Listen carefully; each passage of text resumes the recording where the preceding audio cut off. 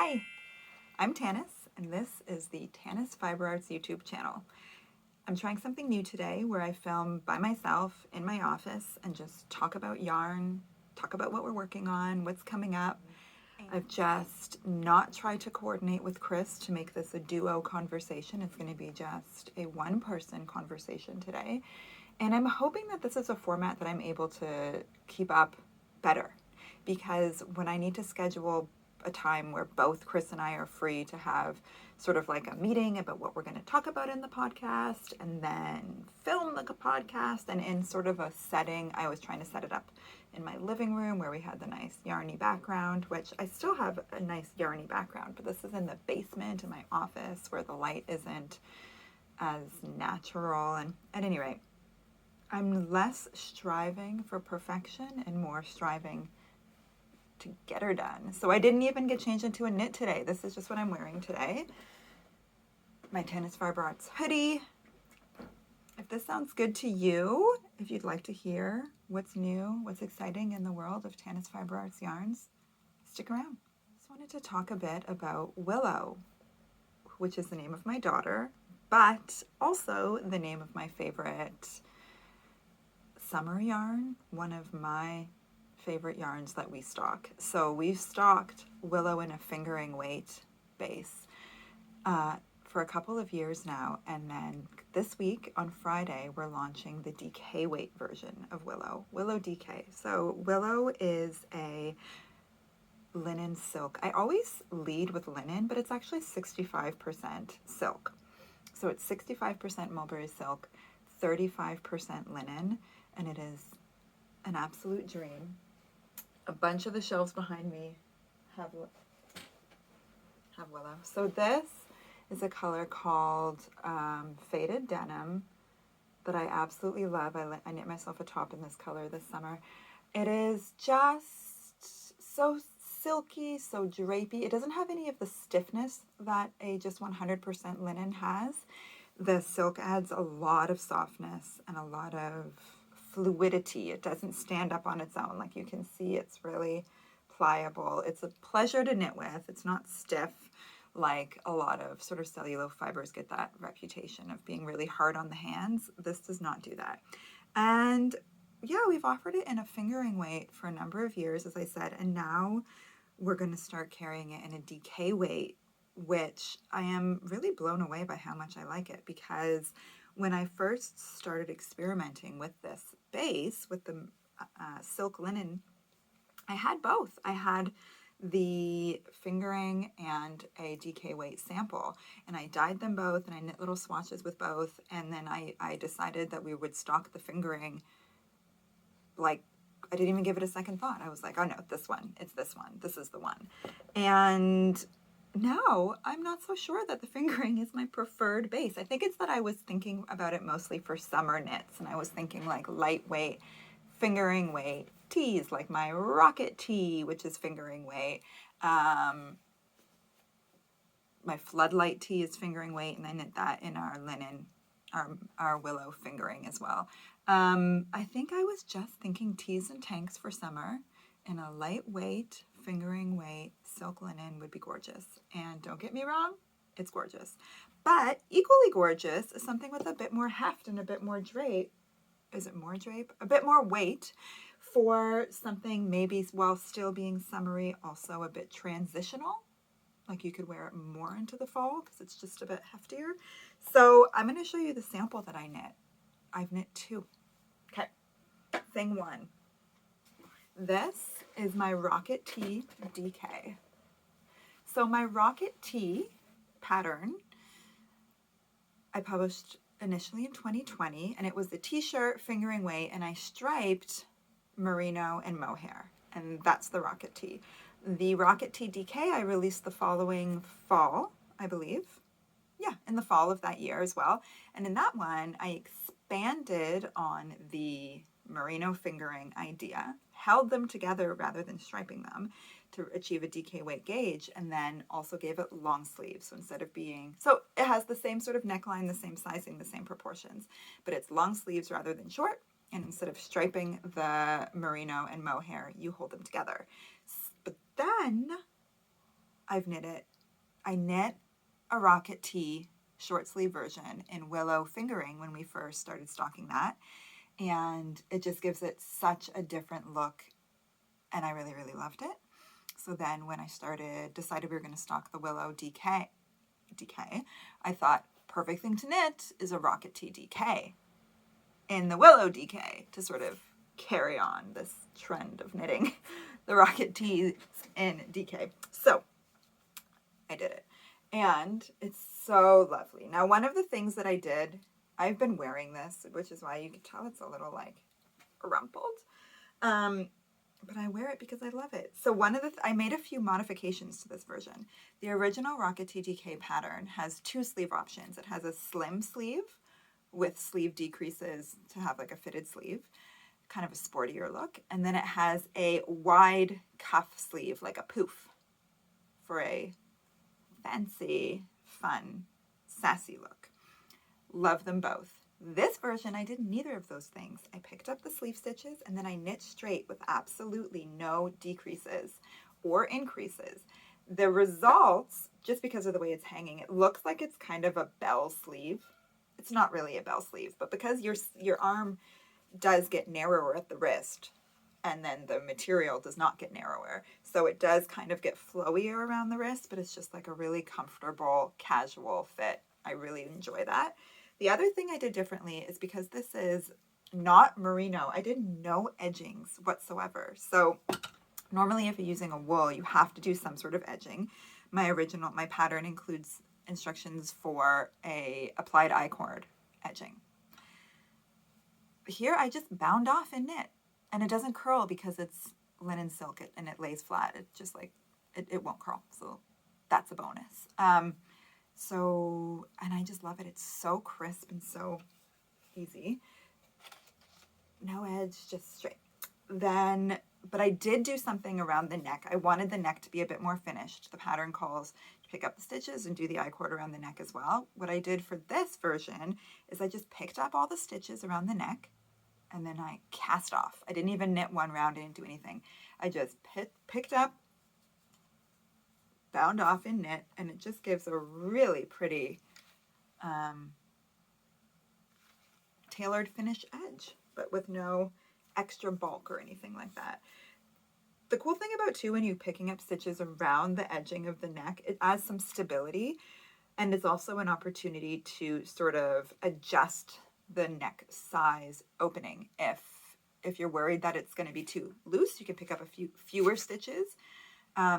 If you want to make sure it stays exactly the way it is, like as low as open as it is pre-edging, you pick up exactly the number of stitches as you have rows. You know what I mean? So I actually picked up 3 for every 4 rows because I don't like too deep of a V. So it brought it in a little bit. It's going to keep it a little bit crisper, a little bit tighter. You know what I mean? And I'm really happy with the results. And what thrills me to no end, and you probably will hear me talk about this all the time, is the versatility of the pattern. So now I've knit the Rocket TDK 3 times, 3 different interpretations of the pattern in terms of the detailing. One I knitted in just a single strand of DK weight yarn in stripes in like 10 different colors.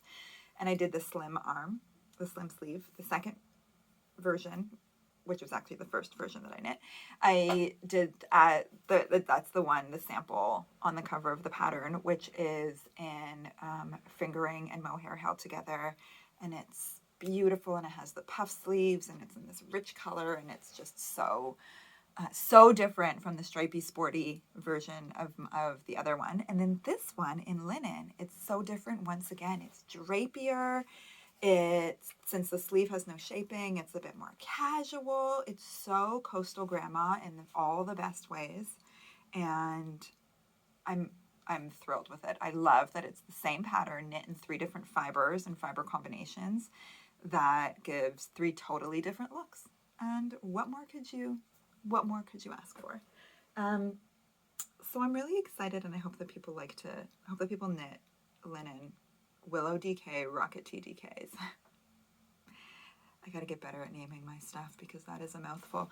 And this color is a delight. We've got a lot of colors. I'll you know, go to the website or go to my Instagram or whatever to see more.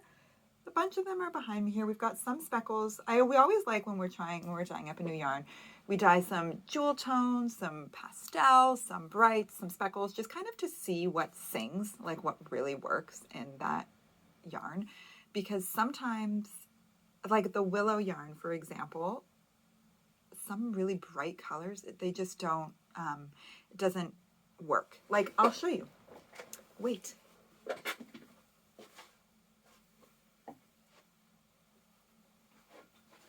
This is the same recipe, the same color dyed on merino and dyed on willow. And as you can see, they just take the dye differently. The willow is a lot less fluorescent. It's a lot less neon. And so that's just good to know. So we're not really going for neons with the willow. I also really like when we're choosing what colors to dye in a base. I like to think about the type of thing that you would knit in that base. And I really am feeling like coastal summer knits with this. We're really kind of, well, summer knits, but transitioning into fall because it is a heavier weight. It is DK, right? So like you can totally, this Rocket Tee DK with the long sleeves, I'll absolutely be able to wear throughout the fall. You can even layer it over something if it's cool. And so I'm thinking about that type of knit. And so those are the types of colors that we're sort of drawn to at the moment to dye. You know, I'm not really feeling like dyeing tropical colors as we're nearing the end of summer. So that's the vibe you can expect. The second sample that I have to show that I knit in Willow DK is this beauty. It's been folded, so it's really got a nice fold line right down the middle. But this is called the Slanted Slip-on by Anne Vencel. And it's a really beautiful, it's completely the same on both sides. It's the front and back are identical. In my version, actually in the pattern, she does have you do some additional rows in the back. So I shouldn't say that they're identical. Mine are because I did not feel that I needed the additional rows to accommodate my body type. So I didn't do that. But look at that. I love the texture. So this really shows how you can get such beautiful crisp texture with this yarn.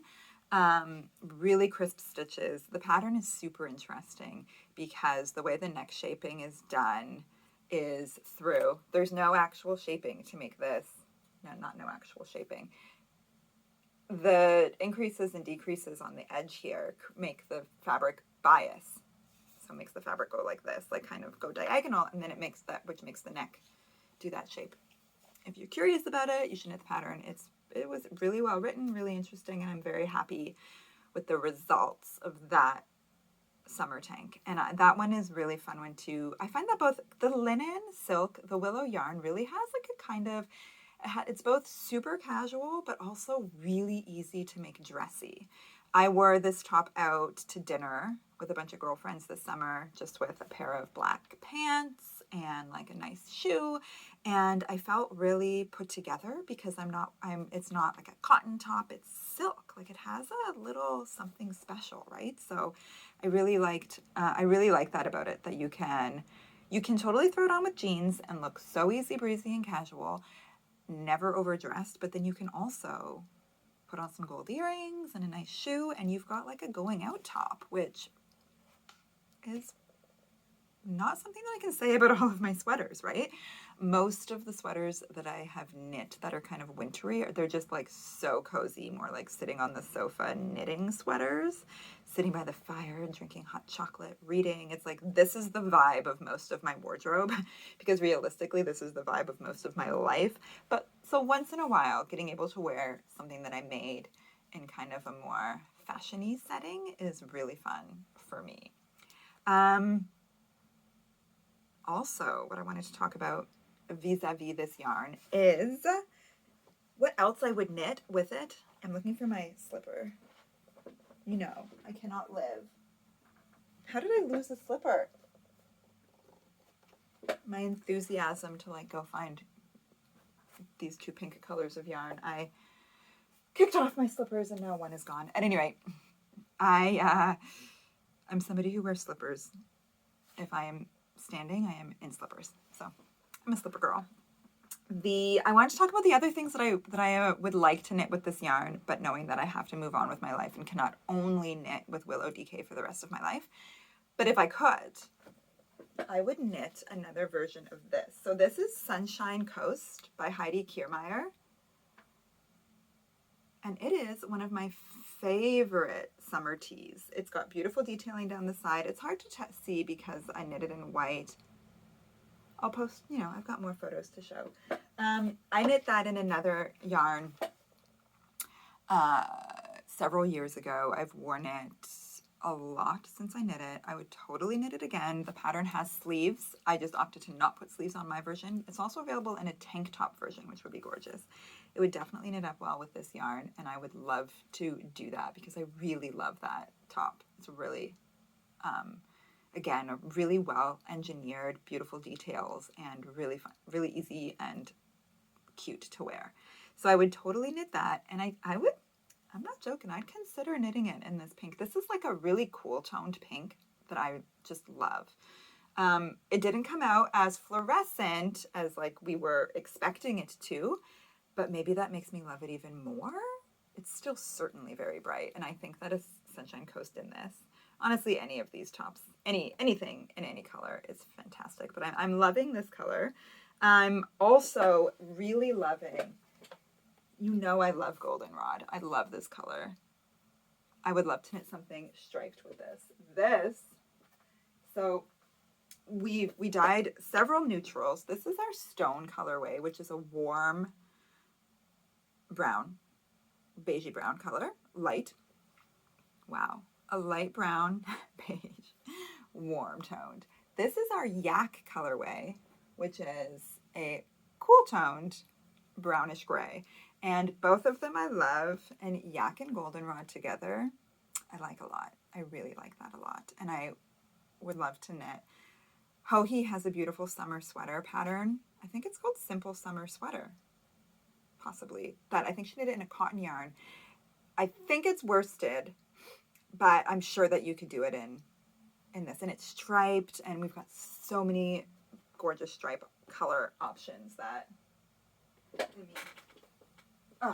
these are also stunning. Cloudless and Ravine. That's a sweater. I would love to knit something striped. Maybe the Hohi sweater, maybe just a striped rocket tee. There's a lot of options. The other sweater that I was considering casting on, it's quite similar in sort of aesthetic to my Rocket Tee DK, is Jessie Made Designs Outline Raglan. I wrote down some notes. Yeah, Outline Raglan. And it's got, so how the Rocket Tee has the yarn over increases and a yarn over detail down the side of the sweater.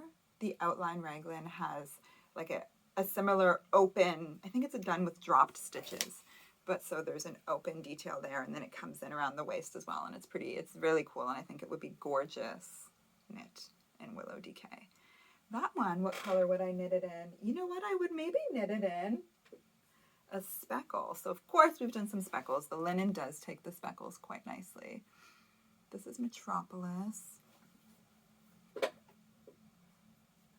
I'm also really into chartreuse. I don't have any chartreuse sweaters. Maybe that's what I would stripe. Maybe I would do it striped. At any rate, lots of gorgeous colors, lots of gorgeous patterns. Let me think. You know what? I feel like I might end it right around here. I just wanted to get on. I wanted to talk about the Willow DK. I wanted to try this new format. I'm hoping that this is going to work, and one of the reasons why is because I can just keep my tripod set up in my office, like have this dedicated sort of filming location, so that I don't have to, every time we want to film something, think about setting it up in the living room, getting, just moving stuff around. It just makes it kind of a bit more of a thing. And then also with trying to coordinate with Chris is always hard because he's dying. He dies all day. We've got a limited window of time when the kids are at school and the house is quiet and we can sit down and talk about knitting. And generally Chris spends that window of time dyeing yarn for y'all. So that's his priority. So with that, I think I'm going to wrap it up.